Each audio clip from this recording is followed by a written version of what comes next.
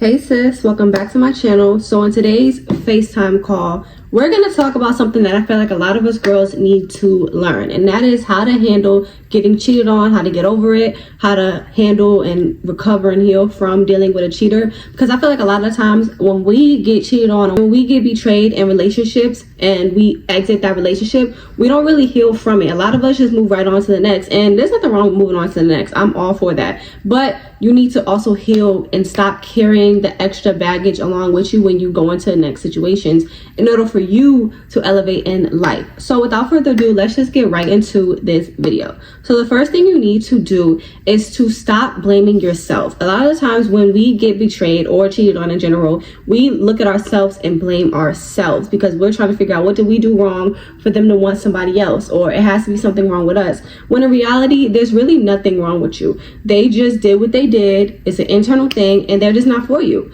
Would you even want to be with somebody who would be willing to do that to you? Stop looking at it like, oh, did I do something wrong? Even if you did something wrong, would you be wanting to be with somebody who would literally betray you just because you did one small thing wrong instead of coming to you as a grown-up, an adult, telling you what the issue is? No, you don't want to be with someone like that in the first place. Stop trying to get to the bottom of it and just understand that that just wasn't for you. It's so much easier in life when we just understand that that's just not for us.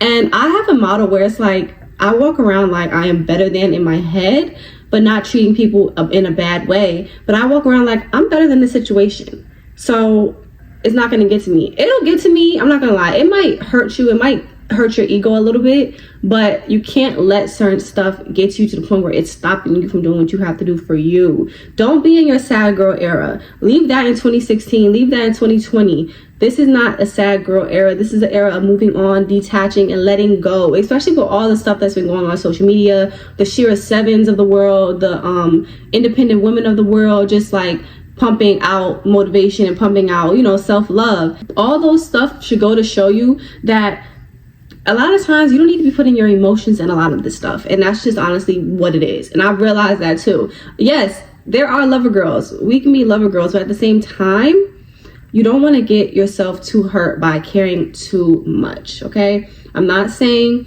don't love, but do not care too much. Learn how to do a happy medium in between. The next thing you need to do is put your ego to the side and understand that, like I said, it has nothing to do with you. It is not a personal thing. It's something that they wanted to do. They did it. Let it go. Stop competing in your head. Stop comparing in your head. Stop trying to figure out what it is the next girl has that you don't. It is what it is. You're not her. She's not you. Move on with your life and go to the next one. It really is that simple. And I'm speaking from experience. I did the same exact thing, sis. The same exact thing. I'm telling you. You saw that the lip just lift up? That's the passion I have inside me because I've just been through this so many different times. I've been the girl that was lurking on pages. I've been the girl stalking, trying to figure out what the next girl had, what they were doing together, what his next relationship was like. And I'm just like, why?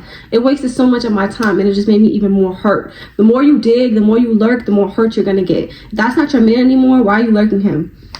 It's one thing if you lurk when y'all in a relationship. That's whatever. I'm not gonna judge that. But why are you lurking him when y'all are out of a relationship? You're out of a relationship. He shouldn't even hold up space in your head. He's living rent free. And like you said, nothing is for free. We are rich girls. So why are we letting them live rent free in our head?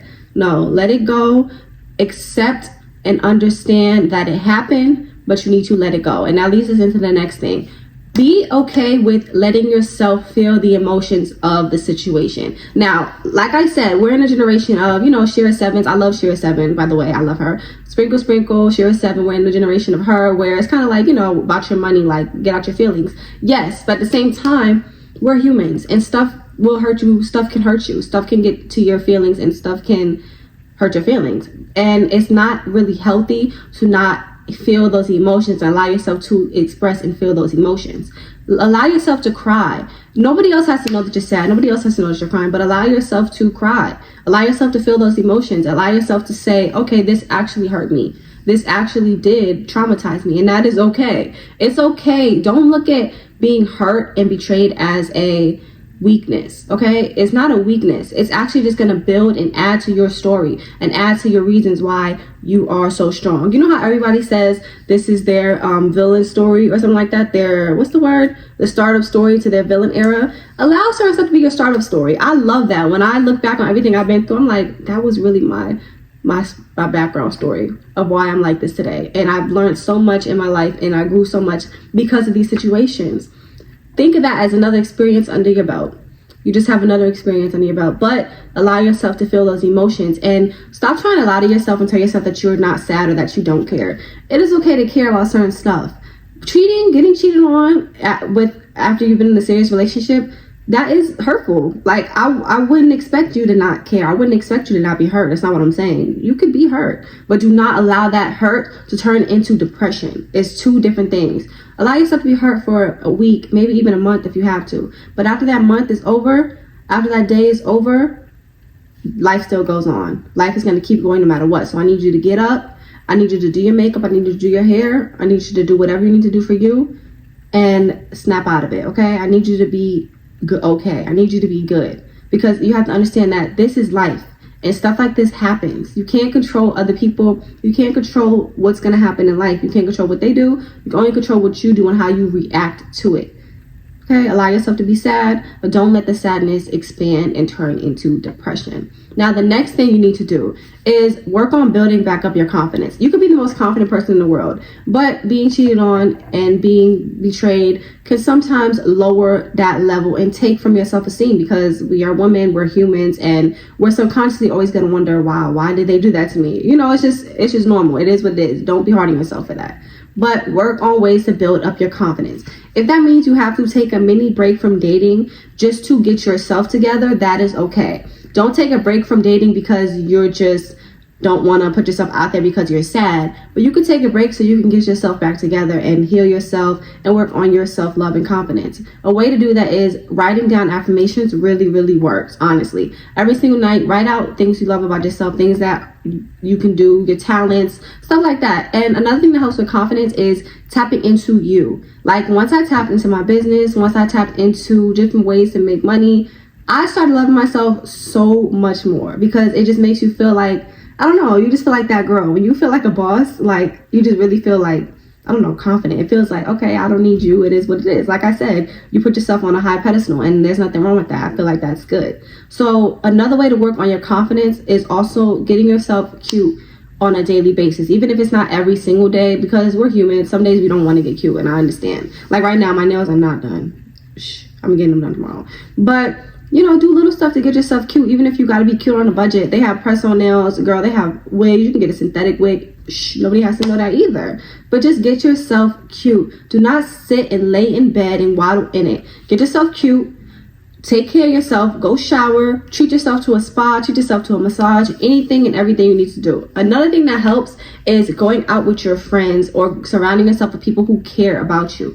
Yes, I understand wanting to be alone and not wanting to be bothered. And a lot of times when you have a big ego, or just in general as humans, we don't like other people seeing us sad, and we don't like other people seeing us going through something, because it's embarrassing sometimes to say that we were cheated on. Like, that can be embarrassing. I know I used to be embarrassed when I had to tell my friends certain stuff. But understand that people who genuinely care about you, it's okay to let them know what happened, because you'll be surprised how much it can make you feel better when you hear maybe similar stories that they went through, or even words of encouragement from them. A lot of times it's hard for us to get through stuff just with ourselves. You know, even if you have to talk to a therapist because you don't want to talk to friends, you could do any of that. It is okay to need help and support. Understand that. You're getting out of an abusive relationship. You're getting out of a toxic relationship.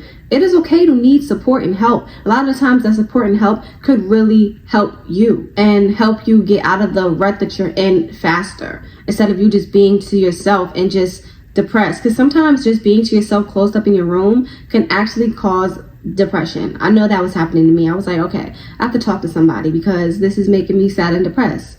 Don't allow yourself to be depressed in the hands of other people's actions, okay? This is your life and you deserve to be happy. You're gonna let yourself be sad and let all your dreams go to waste based off of what one person decided to do to you? No, it's nothing wrong with you, okay? It's just a minor setback for a major big comeback.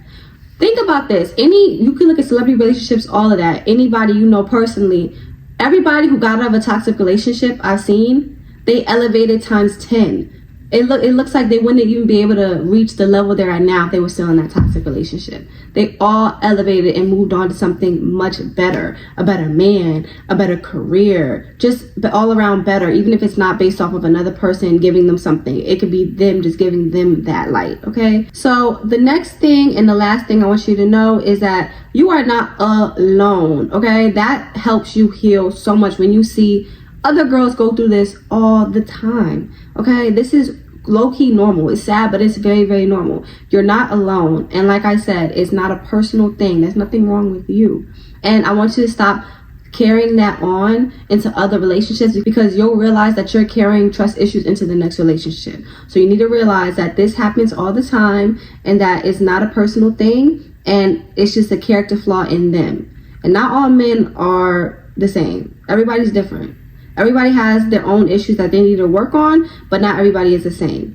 Okay, and it is not personal. So I hope this video helped anybody who's going through it. The all-around goal of this is just to up your confidence and be okay with stepping out and putting yourself out there again, because I understand that stuff is hurtful and stuff can get to us and stuff can make us sad, but depression is very, very real, and a lot of times stuff can just keep on adding and adding, and it feels like you can't get a break.